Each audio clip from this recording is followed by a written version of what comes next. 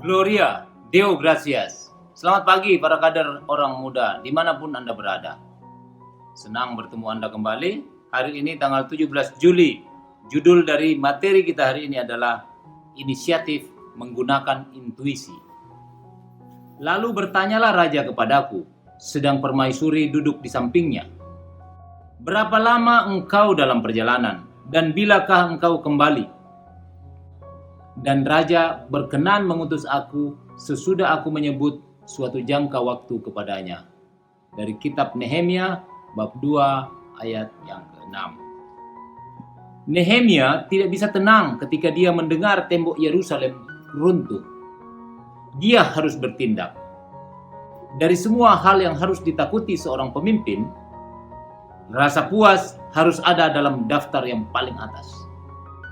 Pemimpin tidak tahu segala sesuatunya, tapi mereka tahu cukup banyak untuk bisa bertindak. Tapi mereka tahu cukup banyak untuk bisa bertindak. Saudara-saudara, Nehemia merasa sedih karena kampung halamannya, tempat nenek moyangnya, tempat tanah leluhurnya sudah runtuh dibakar oleh orang asing. Dan kesedihannya dibaca oleh raja yang kebetulan waktu itu sangat menyayangi dia. Dan ketika Nehemia ditanya minta apa, dengan cepat dia mengatakan bahwa ia ingin pulang untuk memperbaiki kota leluhurnya. Nehemia sebenarnya sudah hidup sangat nyaman. Itu yang kita sebut dengan comfort zone. Dia disayang oleh raja, apapun yang dia minta pasti dikasih. Buktinya, dia minta pulang ke Yerusalem untuk memperbaiki kota itu dan dia diizinkan. Bahkan diberi bantuan. Semua provinsi jajahan yang dilewati membantu dia, termasuk memberi bahan bangunan, kayu dan sebagainya. Dari semua hal yang harus ditakuti oleh seorang pemimpin, rasa puas atau comfort zone harus berada dalam daftar yang paling atas dari daftar seorang pemimpin. Nehemia mempunyai pandangan dalam beberapa area berikut.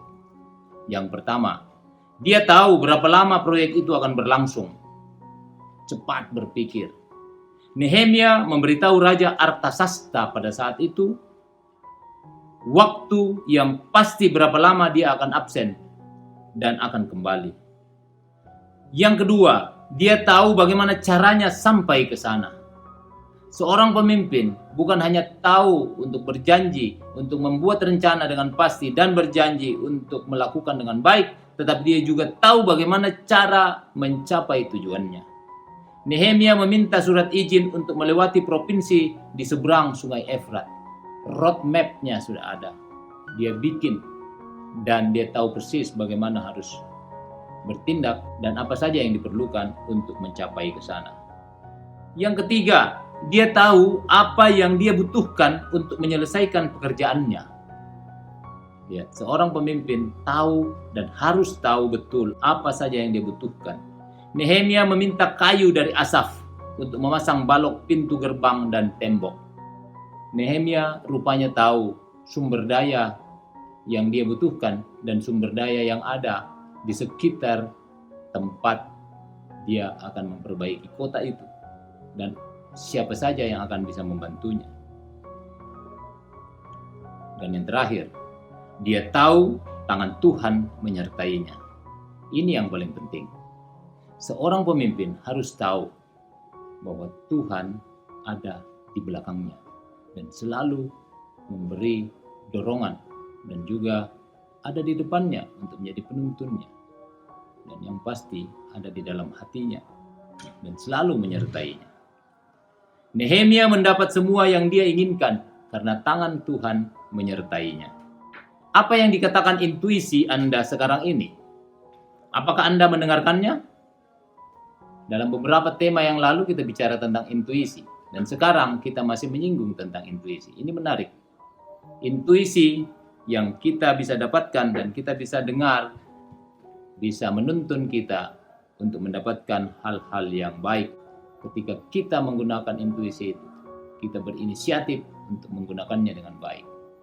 Jadi, ingat tadi 4 hal dan hal yang paling menjadi halangan kita adalah rasa puas. Comfort zone, keluar dari comfort zone Anda. Saat ini kita tidak bahas soal comfort zone, tapi saya hanya menyinggung sedikit. Lain kali kita akan menyinggung lebih banyak. Pertanyaan kita hari ini, bagaimana Anda bisa menggunakan intuisi Anda agar mendatangkan kebaikan bagi hidup dan tujuan Anda? Selamat belajar dan berlatih. Tuhan Yesus memberkati.